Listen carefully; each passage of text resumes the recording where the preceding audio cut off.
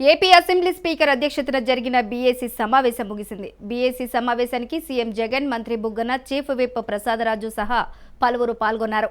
BAC సమావేశాన్ని TDP బహిష్కరించారు. 27 వరకు AP assembly సమావేశాలు కొనసాగనున్నాయి. శని, ఆదివారం సభకు సెలవు కాగా రేపు అసెంబ్లీలో స్కిల్ డెవలప్మెంట్ స్కామ్పై చర్చించనున్నారు.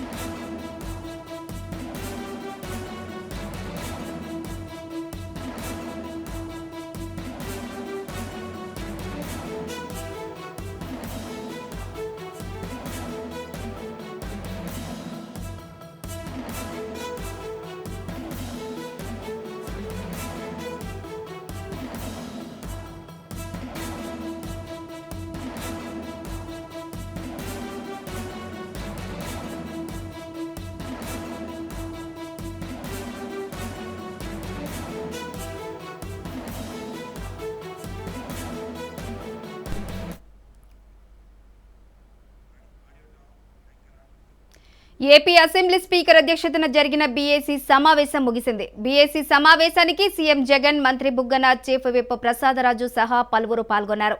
బీఏసీ సమావేశాన్ని టీడీపీ బహిష్కరించారు. 27 వరకు ఏపీ అసెంబ్లీ సమావేశాలు కొనసాగనున్నాయి. శని, ఆదివారం సభకు సెలవు కాగా రేపు అసెంబ్లీలో స్కిల్ డెవలప్మెంట్ స్కామ్పై చర్చించనున్నారు.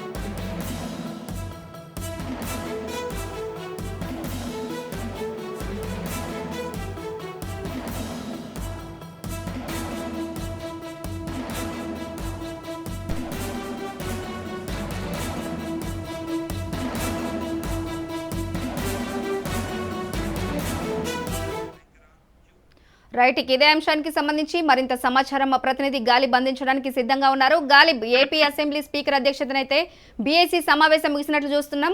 ప్రస్తుతం ఉన్న అప్డేట్స్ ఏంటి? అంటే బీఎస్సీ సమావేశం ముగిసింది. బీఎస్సీ సమావేశానికి టీడీపీ గైర్హాజరైంది. స్పీకర్ తమ్మినేని అధ్యక్షున ఈ సమావేశానికి సీఎం తో పాటు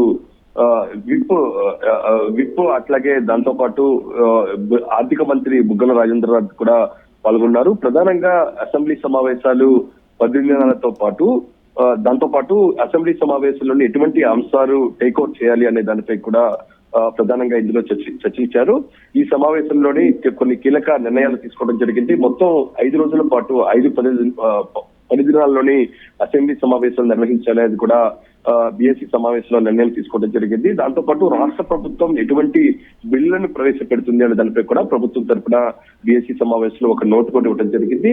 ఇంకా దాంతో పాటు ఏ రోజు ఎటువంటి అంశాలను అసెంబ్లీలోని చర్చించాలి అనే దానిపై కూడా కొన్ని కీలక నిర్ణయాలు తీసుకోవడం జరిగింది. అయితే బీఎస్సీ సమావేశంలోని మొత్తం 10 వర్కింగ్ డేస్ లోని సమావేశాలు జరగబోతున్నాయి. శని, ఆదివారాలు అసెంబ్లీకి సెలవు ఉండబోతుంది. అయితే రేపు అసెంబ్లీ సమావేశాల 2వ రోజు స్కిల్ డెవలప్మెంట్ స్కామ్ కు సంబంధించి కూడా చర్చించబోతున్నారు. ప్రధానంగా రాష్ట్ర ప్రభుత్వం స్కిల్ డెవలప్మెంట్ స్కామ్ ఏ విధంగా జరిగింది, ఇందులోని ఎవరెవరు పాత్ర ఉంది, ప్రధానంగా చంద్రబాబు నాయుడు ఇప్పటికే స్కిల్ డెవలప్మెంట్ స్కామ్ కు సంబంధించి జ్యుడిషియల్ కస్టడీలో ఉన్న నేపథ్యంలో ఈ కీలక అంశాలకు సంబంధించి కూడా ప్రభుత్వం అసెంబ్లీ వేదిక కూడా తన వైఖరి, దాంతో పాటు కొన్ని కీలక అంశాలకు సంబంధించిన పవర్ ప్రజెంటేషన్ ఇస్తున్నట్లుగా తెలుస్తుంది. ఈ సమావేశంలో నాటి ఈ స్వల్పకాలిక చర్చలోని ముఖ్యమంత్రి కూడా ప్రసంగించే అవకాశాలు కనపడుతున్నాయి. ఎందుకంటే స్కిల్ డెవలప్మెంట్ స్కామ్ కు సంబంధించి కూడా చంద్రబాబు అరెస్టు అక్రమంగా జరిగింది. దాంతో పాటు ప్రభుత్వం కక్ష సాధింపు చర్యలో భాగంగానే చంద్రబాబును అరెస్ట్ చేసింది. ఇందులో చంద్రబాబు పాత్ర ఏమీ లేదు. 2 సంవత్సరాల క్రితం నమోదు చేసిన ఎఫ్ఐఆర్ లోని చంద్రబాబు పేరు లేదు. తాజాగా కావాలని చెప్పి చంద్రబాబు పేరు పెట్టి అరెస్ట్ చేశారు అనేది మాత్రం ప్రధానంగా తెలుగుదేశం పార్టీ నుంచి ప్రభుత్వంపై వస్తున్న ఆరోపణ. ఈ ఆరోపణలకు సంబంధించి అసెంబ్లీ వేదికగానే వాస్తవాలు వివరించాలి అనేది మాత్రం ప్రభుత్వం భావిస్తుంది.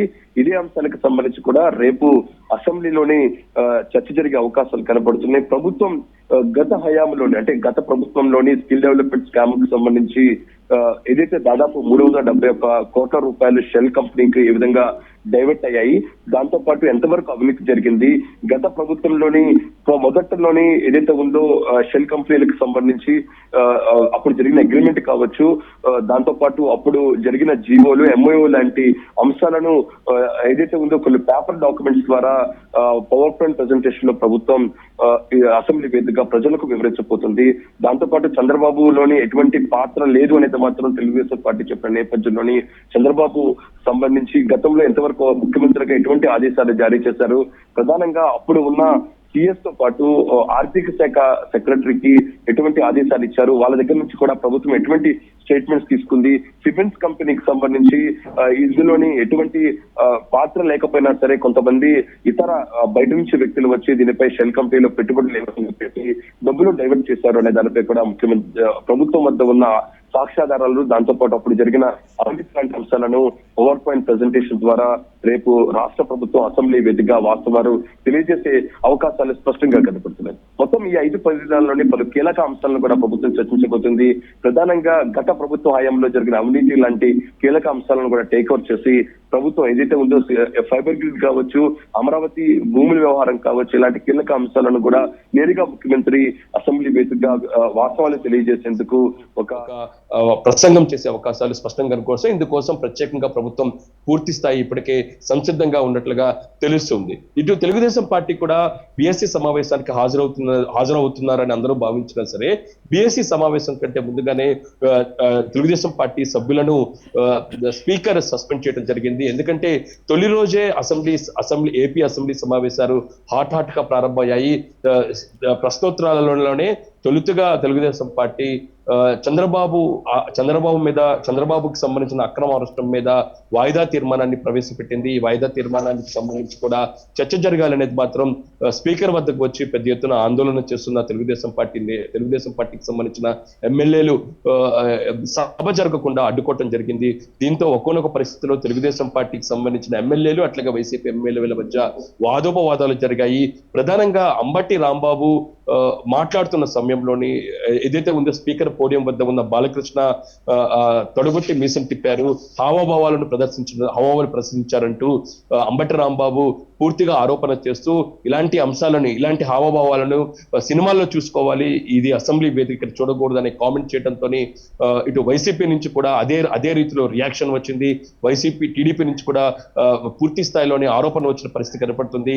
శ్రీకాళహస్తి ఎమ్మెల్యేగా ఉన్న మధుసూదన్ రెడ్డి తొడగొట్టడం ఒక్కసారి పరిస్థితి ఉధృతంగా మారిన నేపథ్యంలోని పూర్తి స్థాయిలో గందరగోళ పరిస్థితి నెలకొన్న నేపథ్యంలోని స్పీకర్ తమ్మినేని సీతారాం సభను వాయిదా వేశారు. అయితే ఉదయం దాదాపు 45 నిమిషాల తర్వాత సభ మరలా ప్రారంభమైంది. సభ ప్రారంభమైన కూడా ఇదే పరిస్థితి నెలకొన్న నేపథ్యంలోని స్పీకర్ తప్పగా టీడీపీ సభ్యులను సస్పెండ్ చేయడం జరిగింది. 3 సభ్యులను మొత్తం ఈ సెక్షన్ మొత్తం సస్పెండ్ చేశారు. ప్రధానంగా పయ్యావుల కేశవ్, కోటంరెడ్డి శ్రీధర్ రెడ్డి, దాంతో పాటు అనగాని సత్యప్రసాద్, ఈ 3 ఎమ్మెల్యేలను కూడా సస్పెండ్ చేస్తూ స్పీకర్ నిర్ణయం తీసుకోవడం జరిగింది. మిగతా టీడీపీ ఎమ్మెల్యేలను ఈ ఒక్కరోజు సస్పెండ్ చేశారు. అయితే తమ్మినేని సీతారాం సస్పెన్షన్ టైంలోని కొన్ని కీలక కామెంట్స్ చేయడం జరిగింది. ప్రధానంగా ఎమ్మెల్యే బాలకృష్ణకు ఓ రకంగా హెచ్చరికలు జారీ చేశారు. తొలిసారి తప్పు కావడంతో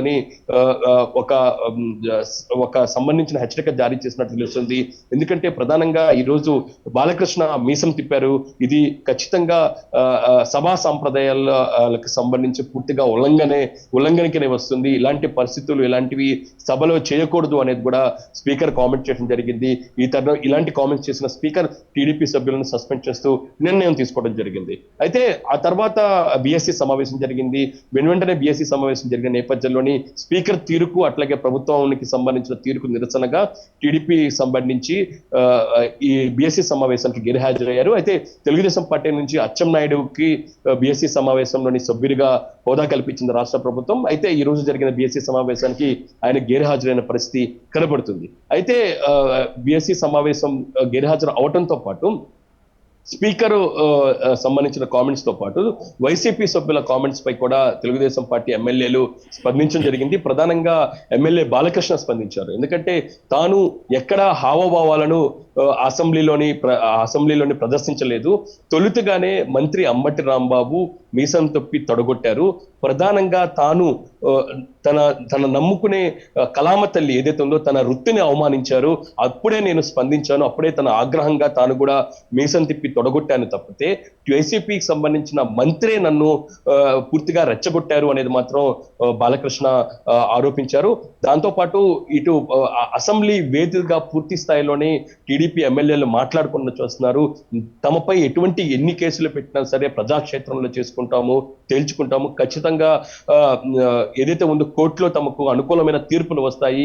కావాలని చెప్పి తెలుగుదేశం పార్టీ ప్రధానంగా చంద్రబాబుపై సంబంధించి కావచ్చు, ఎమ్మెల్యేలపై కూడా అక్రమ కేసులు బనాయిస్తున్నారు. ప్రధానంగా చంద్రబాబుపై బనాయించిన స్కిల్ డెవలప్మెంట్ స్కామ్ కు సంబంధించి పూర్తిగా అక్రమంగా కేసులు నమోదు చేశారనేది మాత్రం బాలకృష్ణ ఆరోపణలకు సంబంధించి కౌంటర్ ఇవ్వడంతో పాటు మరోపక్క అసెంబ్లీ వేదికగా స్పీకర్ చేసిన కామెంట్స్ తో పాటు వైసీపీకి సంబంధించిన ఎమ్మెల్యేలు బాలకృష్ణని ఈ రోజు టార్గెట్ చేస్తూ చేసిన కామెంట్స్ మాత్రం ఆయన కౌంటర్ ఇవ్వడం జరిగింది. ఎందుకంటే మనం ఎప్పుడు చూసుకోవచ్చు, ఇప్పటి వరకు జరిగిన అసెంబ్లీ సమావేశాల్లో ఎప్పుడు పోడియం వద్దకు వెళ్ళి బాలకృష్ణ అక్కడ నిరసన కార్యక్రమాలు ఎక్కడా జరపని పరిస్థితి కనబడుతుంది.